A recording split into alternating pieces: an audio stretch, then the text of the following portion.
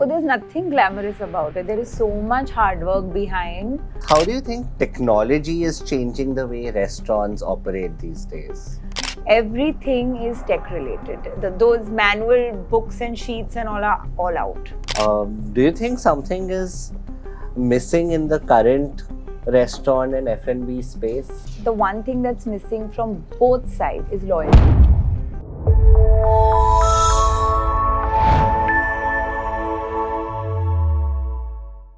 Hello and welcome to today's episode of Prop Personalities. Today we speak with someone who plays a key role behind some of Mumbai's most recognizable restaurant brands. Joining us is Syesha Kapoor, the Deputy VP Marketing at Aspect Hospitality, where she leads marketing, sales, communications, and creative strategy across a portfolio of over a dozen restaurants, including Akina, Brunch and Cake, Opa, Radio Bar, and Silver Beach Cafe. With close to a decade of experience across hospitality, brands, and customer experience, she has worked both in India and abroad, bringing a rare mix of strategic thinking and hands-on execution in the business of restaurants. In this episode, we'll talk about her journey, the role of location in real estate in restaurants, and where India's dining and lifestyle spaces are headed next. Syesha, welcome to Prop Personalities. When did your hospitality journey begin? So honestly, it just happened by chance. So I looked up some internships, and in those days, there used to be these newspaper little, in the newspaper you used to get little internships and jobs. So there was one, yes. So there's one that had come for JSM Group, and they were looking for a very junior position at Shiro. Nice. And I also wasn't sure if it's a legit interview, but I just took a chance, and that's how I got my first job with JSM at Shiro. Wow. As an assistant sales manager. What about after your masters? Where did you start working then? Well, I've been at Aspect Hospitality for over 12 years, between 12 and 14 years. There was only one or two restaurants at that point when I joined them, and then we built an entire legacy of sorts, I would like to say. So this is where I've grown up. My entire youth, I got married while I was here. I had my kid when I was in Aspect. So for me, it's like a whole lifetime with them. So they're as good as family. Since you guys itself, like you were saying, you're trying to create a legacy. You'll have built up quite a large portfolio. So when you'll keep trying different types of restaurants and formats, is it because you'll feel there's a gap in the space, or is there something new that you're trying to innovate and create? The one thing that's missing from both sides, the restaurateur side and guest side, is loyalty. Because I feel like a lot of restaurateurs are just doing things because they are trendy or they are fashionable, and because they just want to join the bandwagon. See, the foundation of anything in life, whether it's work or it's personal, if it's not built with the right intention, it'll fall like a stack of cards. And that, I think, is the biggest issue when it comes to restaurateurs. And then the same side from the guest perspective, there's no loyalty, and that's sad, because it was there a few years back. So now do you feel it's become more transactional? I wouldn't even blame the guests, because there are so many options. And like you or me, we would like to try new places, right? So no one's to blame. It's just the way things are. I think every decade things change, and this is our challenge for now. How do you select the location for your restaurant? What factors influence that decision? So I think it works both ways. If we have an international brand that we want to bring to India, we look for a location that does justice to the concept, right? That's one way. Or if somebody approaches us with a location, then we think if there's a brand that we have that is existing that fits in the location, or is there a new brand that we want to start there. So it can go either way. It completely depends on how open the company is and what the plans are for the annual year. How large a component does rent form in terms of your overhead when it comes to restaurants and different locations? Rent is the largest part of the entire mix, or to me, the one that hurts the most. because the rest is, of course, your staff, your electricity, your food costs, your expenses. But that's Right. all kind of part of the business mix, right? Rents are a huge, huge part and could be a pain point if not negotiated appropriately.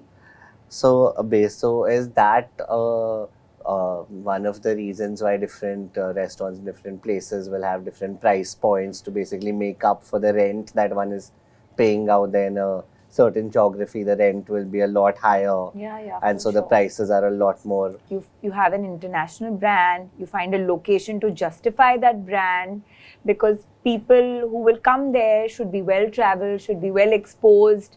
They also have the spending power then, and then you have your menu and your pricing accordingly. So it all is kind of flows together. Does the menu also change within the same restaurant in different locations? To Radio Bar as a brand, okay? We have Okay. Radio Bar in Bombay, we have one in Bangalore, we have one in Hyderabad. All Now, the right. local food of that area has been added as a section, okay? So that people resonate with it. That community building is the main part of radio. And it's not about taking Bombay to Bangalore or Bangalore to Hyderabad or anything like that. It's about building a community. And that can only be done when you feel, when all your guests feel like some part of home is attached to them. Does the price point also mean the services offered are different in different localities? No. Especially within the same brand, because you all have some the same brand in different locations, right? No, not really. The services are the same. Like a Nom Nom, for example, we have one in Khar, we have one in Seawoods, we have one in Airoli. Price points differ a little bit of the menu, but the service and the food offered is the same. Because that is then from a more macro brand perspective, right? Pricing is a Correct. little more localized alteration, just so that it does not hit the pocket of that particular catchment. What do you think of opening restaurants and bars in malls, which are becoming more and more popular now? Is Yeah. that a place where you all would feel it's a little more price controlled, cheaper, guaranteed footfall? So is that some place you all are looking at more towards the future? So we actually have a few Nom Nom Express outlets in the malls. All right. Okay, and they do very well because you have a natural footfall that comes there, Exactly. right? So from a QSR perspective, malls are great. From a dining in, like a restaurant in a mall, I'm not so sure, because I have been to a lot of them and sadly I've seen a lot of them close. Yeah, I've seen a lot of them close over the years. True. So I am a little iffy about proper full-blown restaurants in a mall. Because people come there with a certain intention. They come there with Right. the intention of buying something or watching a movie or coming there with their children. I don't think they come with the intention of Go to a having a restaurant, full yeah. meal there, So restaurant is more an add-on in a mall than the actual destination. Yeah, To unless that the extent, you're right. restaurant itself is so good and so popular that it can break all these norms. Then, of course, there's always the exception to the rule. And also depends on the area that the mall is in, right? So, a QSR is great because it doesn't hit the pocket. And Correct. it's comfort. Also, it needs to be a comforting cuisine. So, Nom Nom Express is extremely comforting because it's Asian. It's tailored to the Indian palate. Right. It's straightforward. It's not complicated. It's a no-brainer that it's going to be amazing. So a simple format with good price points, I think, would work in a mall. When you want to give an experience and it's complicated, then And you need I'm a not location. sure. Yeah, then I would prefer a location. Apart from rents, which is a major component in the restaurant industry, what about when it comes to getting the permissions to start in the restaurants and bars in different places? How easy is that? Has that started not getting easy. easier in India yet? It's not easy. Fair We have enough. a team that gets all the permissions, that puts everything in place, and now it's become second nature to them, from your food license, fire license, FSSAI, So you're saying you everything. need professionals to help you go More than about the- professionals, I think you have to learn on the ground. So when you open one and you learn on the ground, then you can do it again. So in that case, What advice would you give to someone who's just starting out in the restaurant industry? I would just, okay, so to someone new that's coming into the industry, I would say please get hands-on experience, tons of experience with somebody who is already in restaurants, has a good setup where you can learn, where you get the right guidance, because it's very easy to make a ton of wrong decisions that will cost you a lot of money. It's not somewhere you should just put in money without any experience. That would be my one and only advice. Get tons of experience, and no two restaurant experiences are the same. Choose who you learn under, very carefully, and also make sure that you choose the right partners to work with. That is very important. So nowadays, how do you think technology is changing the way restaurants operate these days? So I think a huge part of a restaurant's working depends on technology now, from your POS, which is your point of sale, Right. to how you get your payments. It's not, cash has reduced a lot. Correct. Most of it is, through your GPay and through your tech systems.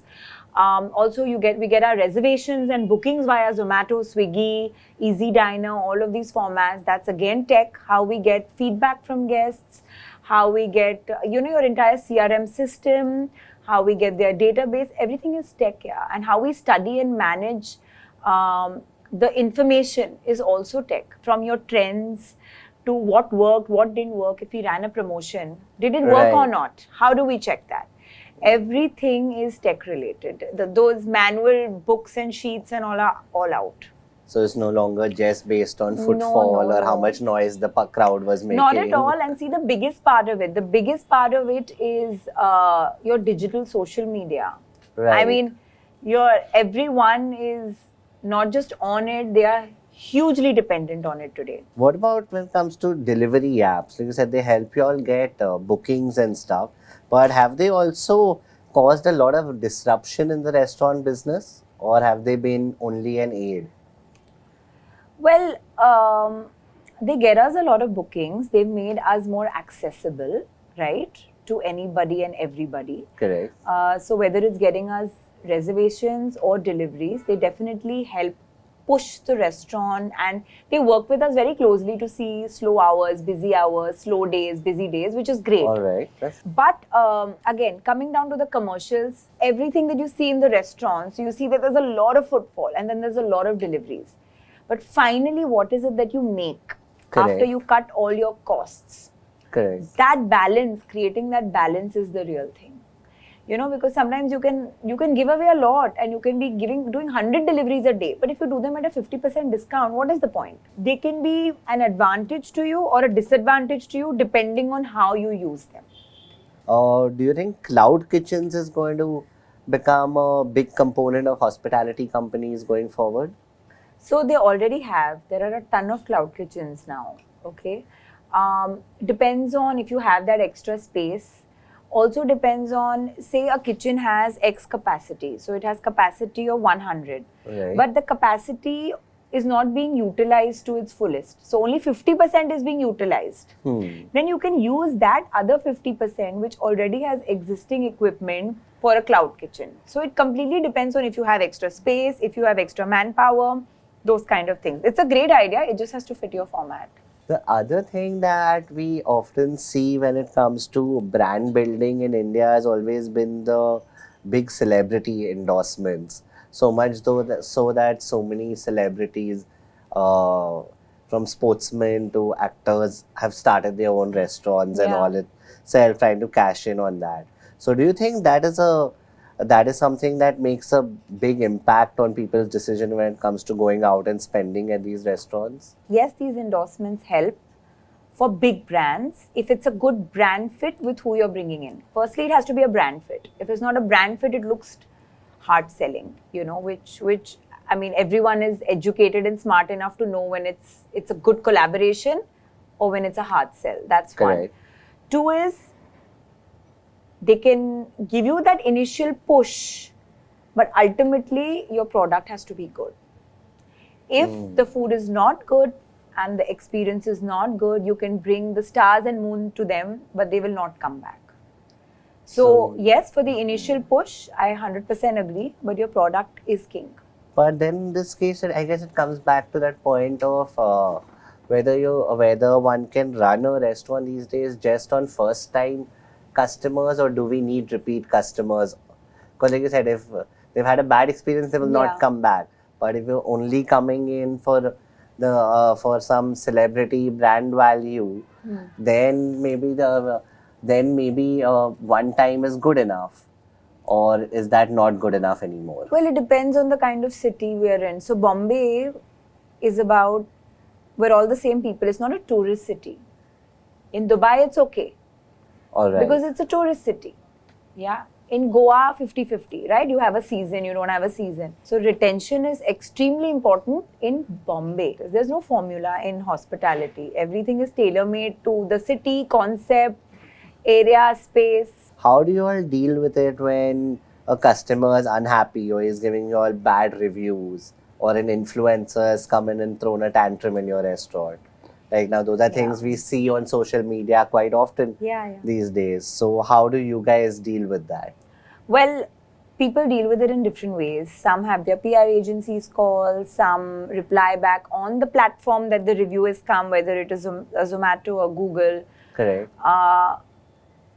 I personally would like to find the number and call them, honestly, because they basically put that review out there so that someone pays attention to it. It's not always done because they want to run down a place. I don't think that's the intention to begin with. True. They want attention to be paid to a certain complaint, right? Whenever I have spoken to a guest, I never ask them to pull the review down. I just try to solve their issue. Whether the review comes down or doesn't come down doesn't matter, because ultimately there's great word of mouth after that, and it builds a lot of trust, right?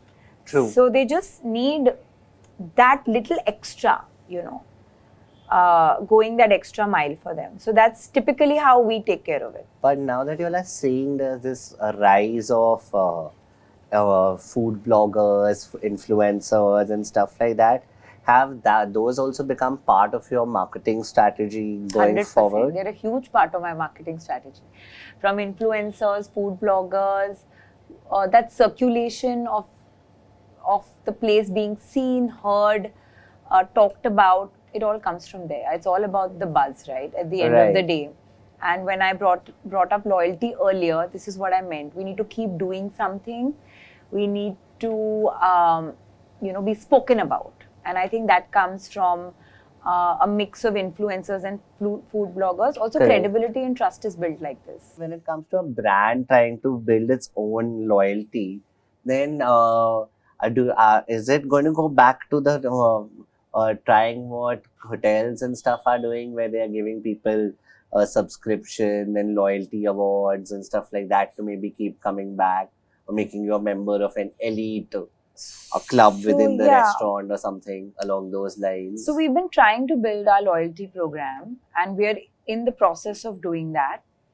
But when you have different segments, like you have a QSR, you have a homegrown comfort dining category, then you have an experiential dining, international and premium brands, it's not always easy to create that loyalty program, because it's not apples to apples for each brand, right? A 20% here hits more than a 20% there. Correct? So that's something that we were struggling with, but I think we're working on it now and we have some solutions. It's a great thing to do. Every company that's growing and has a huge umbrella of restaurants should build a loyalty. Like just today, I came across a very unique tie-up, between Veer Das's new movie that is coming out and Social. Where it's a very unique tie-up where all they're doing is saying, hey, if you watched our movie, then go and show your ticket in the first week of the movie being released or whatever, and you show your ticket at a Social, you will get one free cocktail. Absolutely. Different ideas but then and stuff, you have to think about how many socials there are, right? True. So you have to have that many of the same brand, not different brands, in the city that it is within 2 to 4 kilometers reach of everybody. Right. So those things matter. Fair enough. So I guess at the moment you all are focused on building a lot of different brands, but you all have also consistently opened the same brand in different Yes. locations. We now have, in fact, 55 Nom Nom Express outlets. Wow. And they've been opened in a span of 9 months. So they are in Bombay, Navi Mumbai, Pune, Hyderabad. So that is like, that is it's a lot literally changing the landscape of. Correct. Yeah. The way you all go about this business. Yeah. So you feel that might happen for any of your other brands as well? We're working on Radio Bar as well. I think Radio Bar is very scalable, very approachable, community driven. So that is also now we have one in Khar. We are opening 2 to 3 more in Bombay. All right. That's correct. And then we already have one in Hyderabad and one in Bangalore. Nice.